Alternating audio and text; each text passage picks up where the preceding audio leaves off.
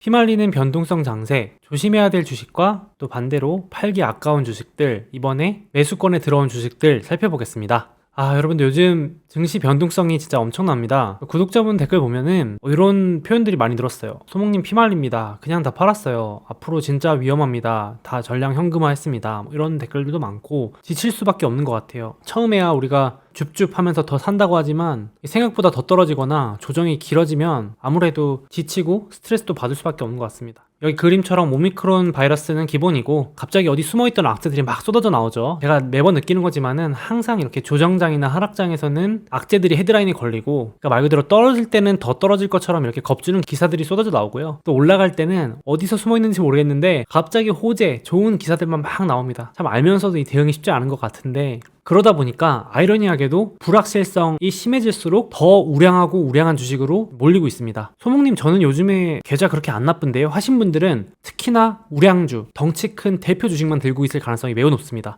여기도 보시면 나스닥 ETF 또는 S&P 500 초대형 우량주들은 조정이라고 하기도 민망할 정도로 하락했다가 반등도 빨랐고요. 물론 추가 조정이 있을 수도 있고 변동성이 큰 상황이지만 그 밑에 중소형주들을 모아놓은 ETF만 봐도 하락폭이 심하고요. 빨간색 신규 상장 ETF만 보셔도 하락이 엄청납니다. 신규 상장 ETF는 상장한 지 얼마 안 된 종목들이 주로 들어있는데 말 그대로 제일 핫한 종목들인 거죠. 증시에서 가장 주목받고 사람들이 많이 열광하는 주식들인데 이게 요즘 분위기가 안 좋은 거고, 더 극단적으로 이제 파란색이 혁신 유망주들을 모아놓은 ETF, 아크 ETF라고 들어보셨을 텐데 이 주식은 거의 지금 저점을 뚫고 내려가려고 하는 극단적인 상황이 지금 벌어지고 있습니다. 그러니까 위험할수록 더 많이 빠지고 회복도 안 되고, 더 우량할수록 덜 빠지고 더 오르는 그런 양극화 현상이 벌어지고 있습니다. 11월 이후로 조정장에서. 그러니까 저 같은 경우도 조정장 올 때 더 우량한 주식으로 포트폴리오를 조정했으면 좋겠다고 말씀드리는 게, 저도 실제로 이렇게 하는데 조정이 끝나도 우량주들이 더 먼저 반등을 하고 그게 점점 더 확산되고 퍼져서 중소형주로도 이렇게 온기가 퍼져나가거든요.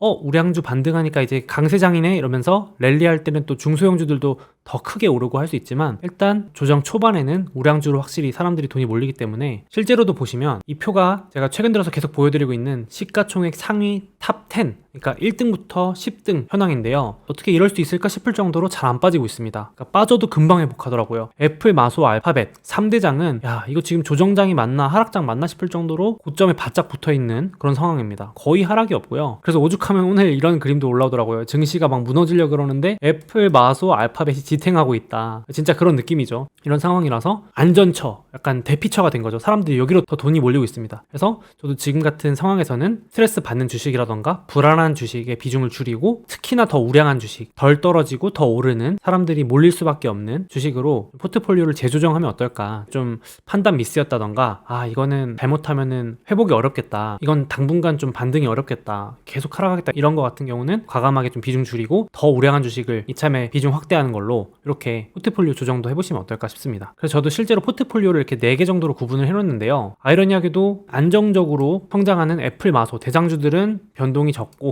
유망해서 핫한 제가 성장을 되게 많이 할 거라고 기대했던 종목들은 오히려 지금 변동도 엄청 크고 주가도 크게 하락하는 상황입니다. 이래서 또 나름 어떻게 보면 적절한 분산도 필요하지 않을까 이렇게 생각이 들고, 특히 오늘 같은 경우는 말씀드리고 싶은 주식이, 물론 타이밍을 맞추는 게 쉽진 않지만 요즘 테슬라가 또 많이 빠집니다. 보시면 고점에서 20% 정도 빠져 있고요. 주가로는 지금 1000불, 제가 영상을 찍는 시점에는 일시적으로 1000불이 깨졌거든요. 그러니까 다시 900불대로 내려왔습니다. 일단 주가만 보시면 테슬라가 올해 초까지 급등했다가 작년에 엄청 올랐던 주식이죠.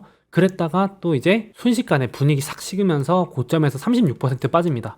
이렇게 급등한 주식은 급락을 각오해야 됩니다. 근데 급락할 때 혹은 횡보, 조정, 하락이 길어질 때 또 길게 좋게 보시는 분들은 모아갈 수 있는 기회잖아요. 이번에도 또 참 시장이 냉정한 게 10월 달만 해도 기억나시죠? 이때 막 언론이나 뉴스에서 테슬라 얘기가 도배가 될 때 영원히 하늘로 상승할 것처럼 하더니 또 분위기가 차갑게 식으면서 1200불 이렇게 찍고 지금 왔다 갔다 하면서 이제 일명 이걸 개미털기라고 하죠. 그러니까 고점에 물린 개미들이 막 털어져 나가게 탈탈탈 터는 느낌을 주면서 오르락내리락 이렇게 변동성이 커지면 남의 말 듣고 들어온 개미들은 못 버티거든요. 보통은. 그래서 또 어느새 고점에서 20% 가까이 빠지고 있는 상황입니다. 그러니까 이렇게 하면서 또 과열을 해소하는 거죠. 급등주는 그래서 과열을 해소하기 위해서 하락하거나 운이 좋아도 횡보 이렇게 하기 때문에 이럴 때 오히려 새로 사거나 수량을 추가하시는 분들은 분할로 접근하시면 어떨까. 그래서 저도 개인적으로 이제 조금 더 사고 싶은데 언제 기회가 오나 기다리고 있었는데 이제 슬슬 또 20% 넘게 빠지면서 기회가 좀 오는 것 같습니다. 여러분들 생각도 어떠신지 궁금한데요. 지금 뉴스 딱 켜보시면 테슬라 관련해서는 악재밖에 안 보이실 겁니다. 참 그걸 이겨내고 뭔가를 산다는 게 어려운 것 같은데요. 오늘 웃겼던 게 일론 머스크가 요즘 주식도 막 팔고 있다 뉴스 계속 나오죠. 아직도 팔 수량이 남았습니다. 당분간 더 이어질 텐데요. 그러니까 CEO가 주식 판다고 하니까 당연히 이제 투자자들 입장에서는 좋게 볼 수는 없죠. 단기적으로는 물량이 계속 나오니까요. 근데 오늘 또 거기에다가 불붙게 일론 머스크가 이렇게 했습니다. 저도 이거 트위터로 봤는데요. 본인이 CEO 관두고 인플루언서 전업할까 고민 중이다.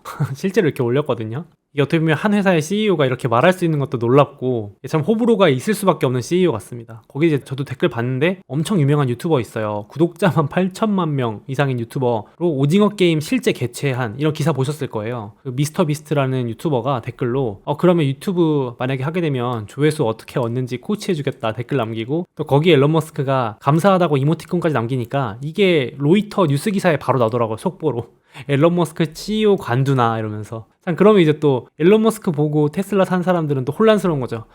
이거 뭐야 이러면서 참 주식을 사서 들고 있는 것도 힘들고 조정에 살려 그러면 또 이런 기사들 나오면서 막 혼란스럽게 쉽지 않은 것 같습니다. 그럼에도 불구하고 저는 좀 길게 혹은 당장 내년만 해도 테슬라 주가가 나쁘지 않다고 생각이 되는 게 지금 이 빨간색이 테슬라의 예상 실적이거든요. 그리고 하얀색이 주가입니다. 이 빨간색이 EPS라고 해서 주당 순이익, 그러니까 회사가 얼마나 돈 버는지를 예상하는 실적 선인데요. 보시면 이렇게까지 실적 예상치가 급등하는 주식이 별로 없습니다. 대형주 중에서요. 그러니까 실적 예상치는 계속 올라가는데 올해 말 내년 대량 양산, 대량 생산 체제 들어가면서 숫자로 보여지는 것도 좋아지는데 그냥 뭐 장밋빛 미래만 말하는 게 아니고요. 찍히는 숫자가 좋아지는데 주가는 이제 오히려 하락하면서 과열을 해소하고 있습니다. 그러니까 숫자도 받쳐주는 주식이고 단순히 스토리만 있는 주식은 아니다. 그리고 마침 테슬라 차이나가 공장 내부 돌아가는 걸 또 영상으로 공개했거든요. 제가 쭉 보면서 가장 먼저 느낀 거는 사람이 거의 없이 로봇이 하는 이 첨단 공정이 엄청나구나 이걸 다시 한번 느꼈거든요. 그러면서 제가 또 이런 생각도 들더라고요. 와, 이러면 나중에 이렇게 앞서간 기술로 그러니까 일명 자동차 제조 기술이나 이 엄청난 로봇 기술 가지고 다른 제조업하는 회사한테 팔아서 추가 매출도 낼 수 있지 않을까. 이게 아마존이 하는 모델이잖아요. 아마존도 자기가 클라우드 자기 쓰려고 만들었다가 그거 다른 회사들한테 팔잖아요. 서비스 제공하고 매출 내고 그게 떼돈을 벌고 있고 아마존 무인 매장도 자기가 하려고 하는 기술을 개발해서 다른 회사들한테 파는데 테슬라도 완전 이거 최첨단 자동화 공정 기술을 자기네들만 쓰는 게 아니라 다른 필요한 회사들한테 팔아도 이것만 해도 매출이 이 알파로 생기는 매출이 얼마나 늘어날까 이런 혼자 개인적인 생각을 하게 되더라고요. 이런 것도 고려해보면 조금 더 한번 길게 볼 수 있는 힘도 생기는 것 같고 또 하락할 때 용기 내서 추가 매수해볼 수 있는 근거가 되는 것 같습니다. 또 이런 개인적인 제 생각 말고도 물론 실적도 받쳐주는 거 플러스 또 호재들이 많이 나오고 있는데 확실히 조정장 하락장 이니까 이런 뉴스들이 안 나오더라고요. 어제도 테슬라가 막 폭락할 때 최근 조정 받을 때 반대로 바이든 대통령은 2050년까지 탄소 제로, 방출 제로 행정명령 서명 완료했거든요. 이제 뭐 말만 하고 그냥 나 이렇게 할 거야라는 공약이 아니고 이제 서명을 했기 때문에 이제 가야 되는 겁니다. 그래서 이제 구체적인 방안들도 막 백악관에서 공식적으로 이제 내놨으니까 전기차나 친환경 이쪽으로 가는 방향에 대해서 점점 더 구체화되고 있는데 단기적으로 이렇게 시장의 심리나 외부 요인에 의해서 겁먹고 흔들리는 것 같아서 오히려 이럴 때가 또 길게 보면은 좋은 기회가 아닐까 하는 생각이 좀 들었습니다. 그래서 물론 여기 있는 주식들 다 좋지만 또 저는 이렇게 째려보다가 테슬라가 이렇게 변동성이 크기 때문에 확실히 올해 여기 보시면 36% 빠진 적이 있었죠. 이런 식으로 고성장주는 변동성이 큽니다. 상대적으로 오를 때도 시원하게 오르지만 빠질 때도 무섭게 빠지기 때문에 조금 더 보수적으로 보는 게 좋은데 지금 20% 정도 빠졌거든요. 그러면은 또 째려볼 만한 시점이 온 거 아닌가 생각이 들고요. 물론 조금 더 조정이 길어지거나 하락이 길어질 수 있지만요. 그리고 엔비디아 같은 주식도 딱 보시면 변동성이 좀 큰 걸 알 수 있습니다. 올해 24% 빠졌었는데 지금 12% 정도 조정을 받고 있습니다. 그래픽 반도체 1등이죠. 근데 보시면 엔비디아 같은 주식도 이렇게 올해 24% 빠졌었는데 이런 변동성을 지나서 올해 133% 정도 지금 조정을 받았는데도 그 정도입니다. 100% 넘게 올랐으니까 얼마나 많이 올랐는지 아시겠죠? 초대형주인데도요. 근데 지금 이제 급등을 역시 시키고 12% 정도 하락하고 머물러 있는 상태입니다. 제 기준에서는 10% 넘게 하락을 했으니까 확실히 과열은 시키고 있는 상황인데 워낙 급등한 상황이어서 아무래도 최소한 횡보를 하거나 조금 더 조정을 받으면서 과열을 좀 시키는 시간은 필요하지 않을까. 워낙 메타버스다 뭐다 하면서 주목을 많이 받긴 했잖아요. 과도하게. 그래서 좋은 주식인 건 맞는데 이제 이런 식으로 보다가 만약에 이 주식이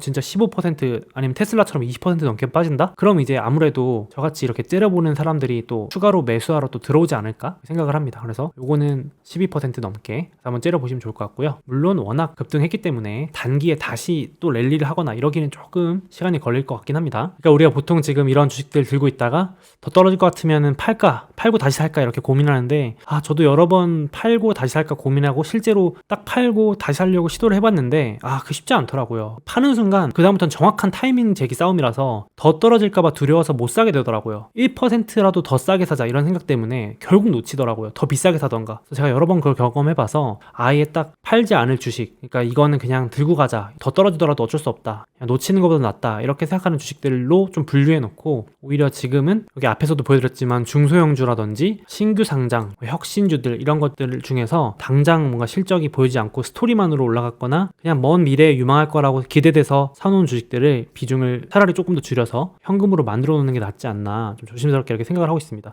실제로 저는 그냥 과감하게 조정이 오거나 불확실할 때는 그렇게 하는 편이거든요. 아예 더 우량주로 좁히는 전략을 써보면 어떨까 싶습니다. 그래서 정리해보자면 12월 1월 사이에 계속해서 악재들이 마치 쏟아져 나오는 것처럼 보이는데 역시 혹시나 지금 이런 불확실성이 주가에 정말로 큰 위협이 될 거라 생각하시는 분들은 현금을 일부 확보하는 것도 방법이 될 수 있고요. 저는 그래서 항상 최악을 생각하고 혹시 모르니까 제가 아무리 낙관론자, 긍정론자이지만 그래도 혹시 모르니까 현금을 대비해 놓자는 입장이거든요. 그 비중을 조절하시는 것도 방법이 될 수 있을 것 같고 결국 시장이 이제 가장 중요하게 생각하는 불확실성은 여기 12월 14, 15일 미국 금리 테이퍼링에 대한 결정, FOMC가 관건이 될 것 같고 개인적인 생각으로는 FOMC가 지나면 일단 불확실성이 제거되기 때문에 주식시장에서 최대 악재는 금리 상승이 아니고 불확실성이기 때문에 불확실성이 제거되는 게 오히려 호재로 작용하지 않을까라고 조심스럽게 이제 낙관론을 생각해 보고요. 그래서 이제 저는 최근에 많이 말씀드렸는데 이 부분에서 조정이 오면 적극적으로 이제 좀 분할 매수를 하고 있는 상황입니다. 그럼에도 불구하고 또 이제 껄끄러운 이슈들, 예를 들어서 뭐 미러 갈등 이런 것들은 이제 1월 달에 러시아가 우크라이나 침공한다 이러면서 나올 텐데 2022년 중간 선거도 있고 여러모로 지금 미국 입장에서도 그렇고 러시아 입장에서도 이를 크게 만들려고 하는 건 아니지 않을까, 그럴 이유는 없지 않을까 좀 생각을 조심스럽게 해봅니다. 그래서